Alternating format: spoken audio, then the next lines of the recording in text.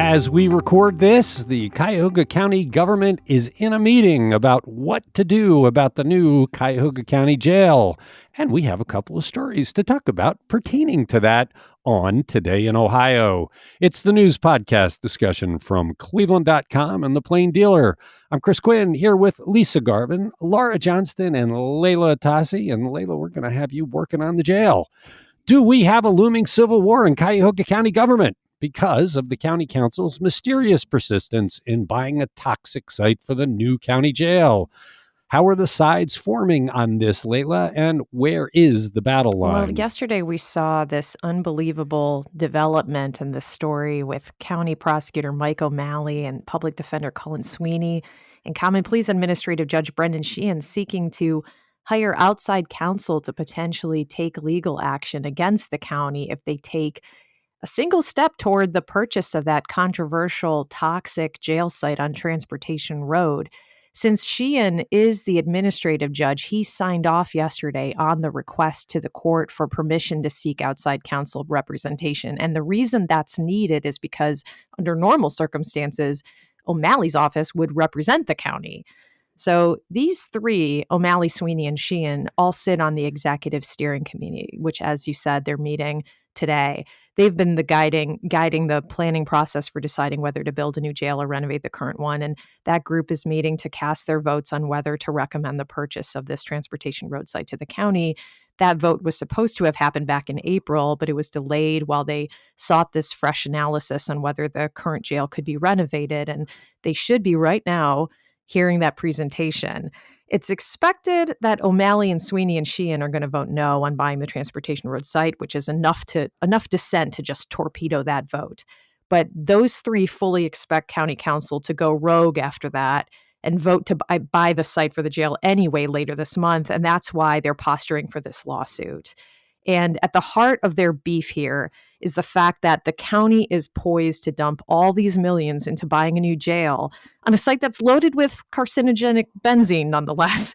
And they're gearing up to extend the county's 0.25% sales tax for the next 40 years to pay for it. And yet the county's claiming there won't be any money left over to renovate the rest of the Justice Center, which the county has just allowed to fall completely into disrepair, despite a nearly decade-old report prescribing what the county needed to do to keep that building from falling apart.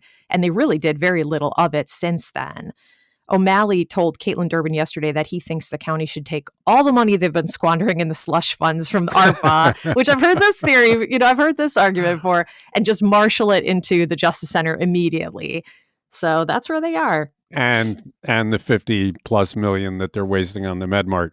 The interesting thing is that O'Malley and company are so convinced that the county council is going to buy this land against the wishes of the steering committee, even though both candidates for county executives say that when they get into office, they will not build the jail there. It really is a mystery why the county is having this vote today when a new executive is going to stop it. So if they vote to buy this land and they consummate the sale, they're squandering county money because they're going to sell it, even if it's at a loss. That's the part I don't get. Now, not only are they doing it with the county executive saying no, they're doing it in the face of kind of an unprecedented lawsuit. I mean, we have one branch of government suing the other to stop inmates from sleeping on top of benzene and to get updates to a courthouse. I cannot think of a single legitimate reason for them to vote to buy this property today. It just does not make any sense. Yesterday, the county spokeswoman, shot back and said, it's too bad these guys have delayed the process so long because now the cost of building a jail has shot through the roof. And so I think that they're really drinking the Kool-Aid on how much the cost has escalated because of the delay of taking time to make a prudent decision on this. But they could argue that because the county and Armin Budish did nothing on the courthouse for 8 years, 9 years, those costs have gone up. I mean, costs always go up. That's a bogus argument they always make to get urgency into it's just going to go up. Costs always go up. I mean, that's part of part of life, but that doesn't mean you should make a bad decision. We're less than 3 months away from a changeover of the administration. That's what doesn't make sense. And look, we said this months ago, right? We floated this idea. A lawsuit only needs to gum up the works for 3 months. That's not hard to do in Cuyahoga County courts, because if it's gummed up until January 1st, the new executive takes office and just stops the thing in its tracks and nothing happens. I keep wondering, though, Layla, does somebody profit if we get to a land sale? Is there a contract involved here that has some kind of land sale benchmark where somebody gets a payday? I've wondered that too. And so we'll see. We'll check.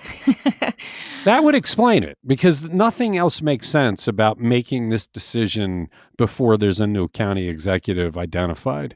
And only if somebody profits from it would this make any sense whatsoever. O'Malley does hope that even the threat of this lawsuit, that maybe it wouldn't even take the lawsuit, but just the threat of it would be enough to get council to snap to their senses and not vote to consummate the sale. It was truly outrageous when they came up and said, we're not going to have any money for the Justice Center after voting to spend $54 million on the MedMart and after spending $66 million in slush funds. I mean, I can understand why Brendan Sheehan, O'Malley, and others would be upset about that, because the place has been leaking forever. The elevators are a nightmare to go in. You covered courts. You know how bad that building is. It's the most depressing building in Cleveland. All right, it's Today in Ohio. Coincidentally, just a few hours before the story broke on the potential jail lawsuit, we published a story in which county officials go through the gymnastics of logic to support making jail prisoners sleep on top of benzene. Why does the county council think that this is the good site, Laura? Well, I love that you use gymnastics, because there are definitely some leaps here in this maze of steps that Caitlin Durbin laid out. So the search started in October 2020, and the county mapped every property over 25 acres in the whole county. They removed sites they deemed impossible to purchase, such as parks, cemetery, churches, or schools. And then they turned up massive amounts of parcels. But somehow Allegro real estate brokers whittled the list to 28. I'm not exactly sure, but that's what they did. And then there's a second consultant, CBRE, that used a pre-approved selection criteria to narrow the list even further. And then they expanded the site size to 40 acres, time and distance to the courthouse downtown, proximity to hospitals and emergency services, access to public transportation, environmental risks, and the ease of acquisition, including potential relocation of the existing owners. Also, cost. This narrowed to 10. They somehow shrunk that list to 5, but they didn't explain that. I'm not sure how environmental risk didn't automatically disqualify the transport road site, but that left them, all of a sudden they said all these reasons why other places wouldn't work. The Slavic Village wouldn't work. They'd have all this pressure from neighbors, and that left the transport road site. Yeah, it just kind of boggles the mind that they could go through all of these steps and still end up with the toxic site. I love the point in the story where a project or a piece of property was offered in Garfield Heights at the end, and it never says, which is not toxic, doesn't have any contamination. It never says why that didn't work. They just said, yeah, we got this one, but we think this one's better. Also, I would like to say they paid 2 consultants to come up with this list, and they had another viable site that all they had to do is, hey, does anybody want to sell us your land? And they got another viable site. Like, how much money did we spend on these consultants in the first place to put together all these PowerPoints to come up with this site? I know. It's been a very fishy process, and I wish I could understand it. I keep trying to come up with in my head a legitimate path to where we are, and I can't do it. And it'll be interesting to see what happens today. It's Today in Ohio. Let's stay on the subject of toxic sites. We've got an interesting lawsuit involving such a site in our much beloved national park. If for some big dollars, Lisa, why is the former owner of a polluting paper mill suing the federal government over the site the mill once occupied? Yeah, the group that's suing is Paddock Enterprises LLC, and they were one of the previous of several owners of this former paper mill site in the Cuyahoga Valley National Park. In the suit, Paddock says that the government, the EPA in particular, is forcing them to pay $45 million to remediate the site. This has been going on for years. They had years of negotiations on who was going to clean it up, who was responsible. When that didn't bear fruit, they filed this suit. They also are claiming that they stopped Ohio from cleaning up the site, the EPA, back in 1984 to get a better price. So let's do a little bit of history here. In 1905, the Jate Paper Company sat on this site. It's between the Ohio and Erie Canal, Brandywine Creek, and the Cuyahoga River.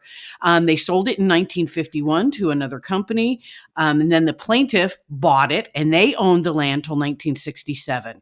Then there was another group in there, Tecumseh, that owned it until it was bought by the EPA, the national EPA, in 1984 and 85 in two separate buys for $4.7 million. So they opened that up to the public. But they didn't test this land for contamination until 2004 through 2002 through 2020. So they restricted public access to the site in 2017.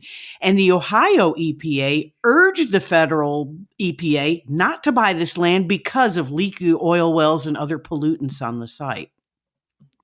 Do we know which of those many owners did the pollution? Well, paper companies are terrible with pollution, so I'm sure the pollution stretches back to 1905.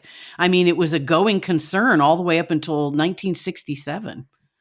And so the EPA's feeling as well, the last paper company to own it, they're vulnerable, liable. But that's for the what's sins. interesting. Paddock Enterprises was not the last company to own it.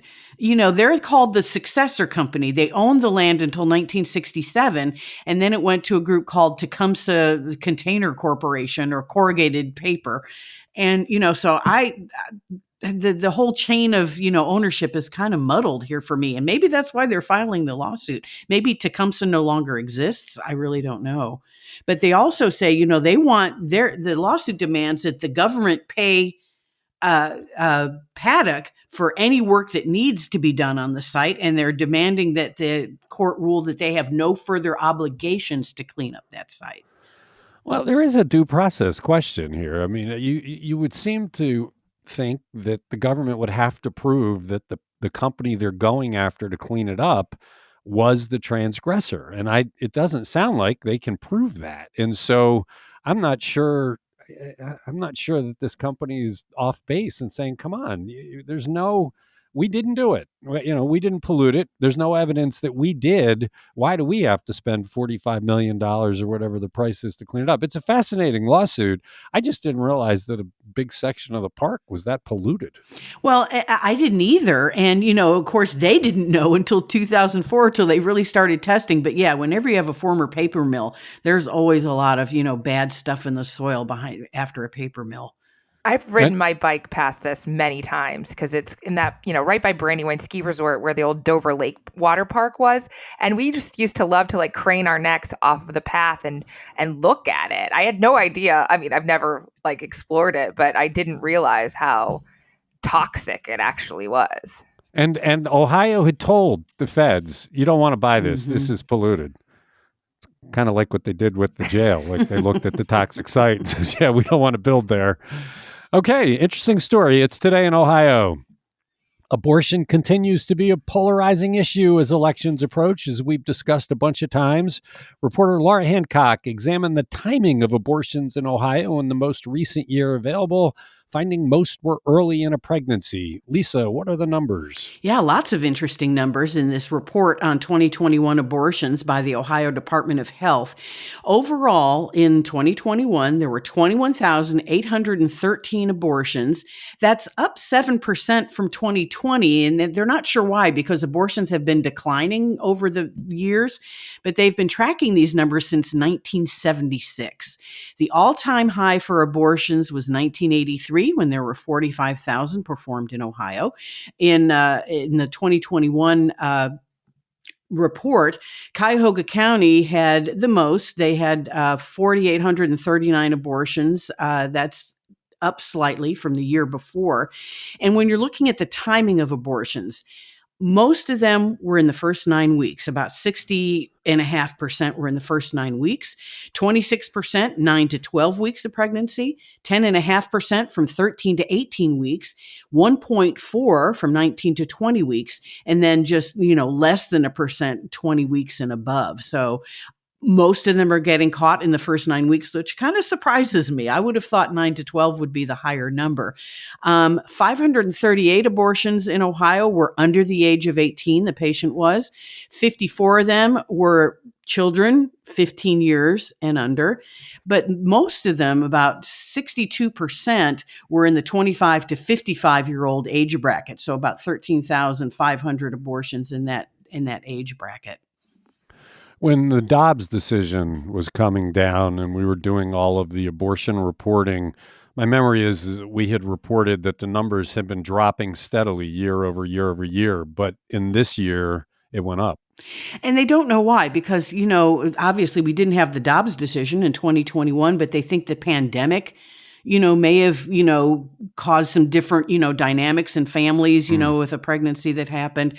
So, and they say that this is kind of sobering, that this report from 2021 could be the last state report on a full year of legal abortion numbers. Because as we know, of course, the fetal heartbeat law took effect right after the Dobbs decision in late June, although it is currently on hold until mid-October.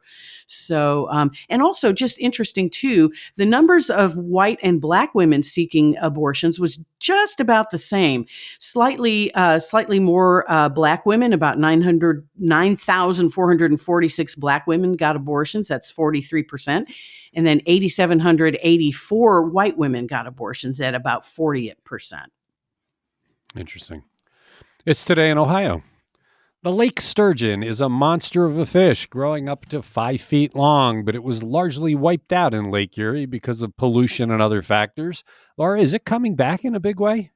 Yes, but not as big as it ever had been before. They're talking about 30,000 sturgeon in the lake now, including in this Detroit-St. Clair River system. And at the peak, they had either about 300,000 or 1.1 million. I realize those are very different numbers, but those are estimates and separate models. So they're trying to rebuild this population in Lake Erie, and they are basically stocking them in the Maumee River. So they're going to do that again on October 8th in Toledo. And so far, they've put more than 7,000 fingerlings released into the river. And the results are better than they had imagined. There's a survival rate of 80 to 97%. Now they're trying to study whether those fish will return to the Maumee to spawn and create a self-sustaining population. But it's going to take a long time to know that, because it takes 10 to 15 years for a male sturgeon to sexually mature and 15 to 25 years for females. So, check back in a decade. Well, and they used to do it in the Cuyahoga, which is a little bit surprising because the story said they need rocky, bouldery bottoms, and the Cuyahoga is largely silted up. Is there anywhere along the Cuyahoga that has the kind of bottom that you need for this? Well, they are studying it. They're looking at the water velocity. They need a flow rate of about 0.5 meter to 1 meter per second, and that river bottom with the rocks from 4 to 8 inches in size. But think about all of the technology they've put in the Cuyahoga to encourage fish population, like those fish rest stops they put along the sides of the walls on the metal there. And so I don't know what they could do. Obviously, the Cuyahoga is regularly dredged, but so is the Maumee River, and they're seeing such high survival rates there. They're wondering if they can do it in the Cuyahoga. I just, the idea of a 5-foot fish in Lake And they live Erie. to 100 years old. These are ancient. And they had, in the story, it said the EPA was out fishing for walleye or something to do a study, and they got one of these, and it shocked them. I can't imagine reeling something like that in Lake Erie. I try to pretend they're not there when I'm swimming in Lake Erie.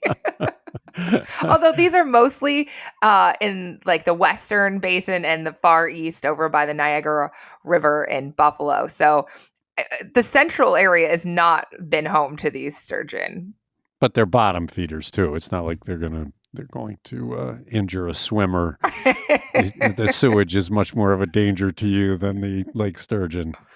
It's Today in Ohio. Let's talk about another fishy story. How did a couple of fishermen who have won repeatedly in Lake Erie walleye contests get caught cheating? And how prevalent is cheating? Laura? This is such a crazy story, and it is going viral in part because there are some very vivid videos that you can see of this happening. Happened on Saturday. Jacob Runyon of Cleveland and his tournament fishing partner, Chase Kaminsky of Hermitage, Pennsylvania, they were a part of this elite field of 32 angler teams. They were competing for 30 grand in various prizes in the Lake Erie Walleye Trail Championship in Cleveland Harbor. And they went to get weighed in, and they had their 5 fish. You had to have the biggest, heaviest 5 fish to win. And the fish looked like they'd be regular 4-pounders, but they were coming up like, I think 30 pounds total, huge. And so the tournament organizer cut them open and found these sinkers, these weights in the middle of the fish that had been stuffed down their throats, and then other walleye fillets wrapped around them so they didn't like clank against each other. It is mind-boggling to think of. And this was like the 3rd tournament in a row that they had won, and they'd been bragging to everybody that they were unbeatable. And wow, it got really rowdy. I mean, a guy like went and shut himself up in his truck because he didn't want to get attacked by these people. And police are investigating. It's huge. Well, there's a couple of things. One, it's really sad that fishing, which is something where you sit in a boat and commune with nature, has turned into something where people are corrupting it like this. Second is they're morons. You can't win every time, and they didn't just weigh down their fish; they nearly doubled the weight of what was expected. So as soon as the judge looked at what was supposed to be a 4-pound fish and it came in at 7 pounds, they were instantly alert. Like, this isn't right. We've got to check this. So these guys were numbskulls in getting caught. The videos are kind of hilarious because you're right. They're vivid, and you better get out of here. And it's crazy because in 2021, in the Fall Brawl, which is this massive walleye tournament that goes on for weeks and weeks in the fall in Lake Erie, it'll start up again in a couple of weeks here. And I've gone fishing for this, and these like camaraderie and it's like this very cool thing that a Cleveland guy started, and they've got food drives and all this good stuff. So they got disqualified last year because they failed a lie detector test. Jake Runyon did. So, we had Darcy Egan. He wrote a story about it at the time. He's a freelancer for us. He said, I knew we had to get legal counsel and fight our disqualification in the Fall Brawl. Our reputation means the world to us, and we would never cheat. I mean, so not only are these guys cheating, but they've gotten caught before and disqualified. They keep on cheating, and they're just like full of bravado. Like, we would never do that. We're the best. It's just mind-boggling. These guys. Yeah, I heard from some people that were talking about other ways they cheat by putting ice cubes in because they melt. But some of the saddest things I heard yesterday, I heard from people that said, my husband has been a competitive fisherman for years, back to the days when there was no technology. Mm-hmm. He used his instincts, what he knew of the lake, he knew where the spots were, and that was much more sporting. You had to use your sense and your experience. Now she says, with all the technology, you don't need any experience. You use the fish finders and all the different things that are available. And then you add to that the cheating, the people that are bringing in already trapped fish. She said it's just turned competitive fishing into something that's not real anymore. Well, and there are so much money in this. I mean, this was a 30 grand purse that we're talking about, but the Fall Brawl for the last couple of years has given away boats to the top 2 winners. And these boats are tricked out with everything you could need, all the technology, and they're worth 100 grand. And it's because sponsors really want in on this because they get their name on it. And fishing is a big business. People spend a lot of money on this. And so I guess the temptation is there. Okay, it's Today in Ohio. All right, this is my favorite story of the day. The Onion has weighed in to support a guy who Parma police arrested for running a Parma satirical site. The opinion is brilliant in that it is loaded with parody and satire while making a really serious point. Layla, I hope you read this and enjoyed it as much as I I did. did. This is the best story of the day. So, yeah, the backstory here is about Anthony Novak from Parma. He created this fake Facebook page that looked just like the Parma police's official page. On it, he had a post that said the department planned to host an event that gave pedophiles a chance to be removed from the state's sex offender registry if they could solve puzzles and quizzes. And he had another post that said the department was recruiting new officers, but that minorities were strongly encouraged not to apply. So Parma police arrested this guy, and he was later acquitted of fourth-degree felony disrupting a public service, and he sued. The Sixth Circuit ruled in favor of the police, but his lawyers are taking the case to the U.S. Supreme Court, arguing that other courts have ruled differently in similar cases. Well, The Onion, which I hope all listeners know is the awesome satirical news website, heard of this case, and they filed a brief asking the High Court to take it up, and it is just exactly what you would expect from The Onion and so much more, because it is both hilarious and makes very strong legal arguments. In their brief, after bragging about having 4.3 trillion daily readers and supporting more than 350,000 full and part-time journalism jobs in its numerous news bureaus and manual labor camps stationed around the world, The Onion says quite simply that permitting the jailing of a humorist for making fun of the government threatens The Onion's business model. So they have a stake in this, and they say that for parody to work, it has to mimic the original. You can't let on to your audience from the onset that what they're experiencing isn't real, or it bursts the balloon. It's not funny. It doesn't work. It strips the parody of the very thing that makes it function. So if I may quote from their brief, this is one of my favorite passages. It says, "Tu stultus es, you are dumb. These three Latin words have been The Onion's motto and guiding light since it was founded in 1988 as America's finest news source, leading its writers toward the paper's singular purpose of pointing out that its readers are deeply gullible people. The Onion's motto is central to this brief for two important reasons. First, it's Latin, and The Onion knows that the federal judiciary is staffed entirely by total Latin dorks. They quote Catullus in the original Latin in chambers. They sweetly whisper stare decisis into their spouse's ears. They mutter qui bono under their breath while picking up after their neighbor's dogs. So The Onion knew that unless it pointed to a suitably Latin rallying cry, its brief would be operating far outside the court's vernacular." So it's just so loaded with just humor and charm and wit, and I loved every second of reading this brief. My favorite part was the part about Jonathan Yes. Swift, where they go into they set up the problem, and it ends Yes. with eating the children. Can I read that part And to they you? said- It says, here's an example. It says, Yeah. assume that this is their example of parody. Assume that you're reading what appears to be a boring economics paper about the Irish overpopulation crisis of the 8th century, and yet, strangely enough, it seems to advocate for solving the dilemma by cooking and eating babies. That seems a bit cruel until you realize that, in fact, you're reading a modest proposal. To be clear, The Onion is not trying to compare itself to Jonathan Swift. Its writers are far more talented, and their output will be read long after that hack Swift's has been lost to the sands of time. Still, The Onion and its writers share with Swift the common goal of replicating a form precisely in order to critique it from within. Yeah, this is brilliant, because in the end, they are making a really serious argument about freedom of speech and defending the First Amendment, but they do it with such wit and grace. It was my favorite moment of the day, spending time with that brief. I hope the Supreme Court takes it up, and although, does anybody on that court have a sense of humor? I don't know. I just don't see Sam Alito ever laughing. It's just not the kind of thing that he would laugh at They himself. also have this. They use as an example the mock headline Supreme Court rules. right. And they kind of go into what that story might say and how they would quote the justices in a story like that as an example of parody. And I hope that just based on this brief alone, they should take this case. Yeah, the lawyers writing it must have had a good time. We've published the whole document in our story on cleveland.com. It's become national news. You can read it just about anywhere.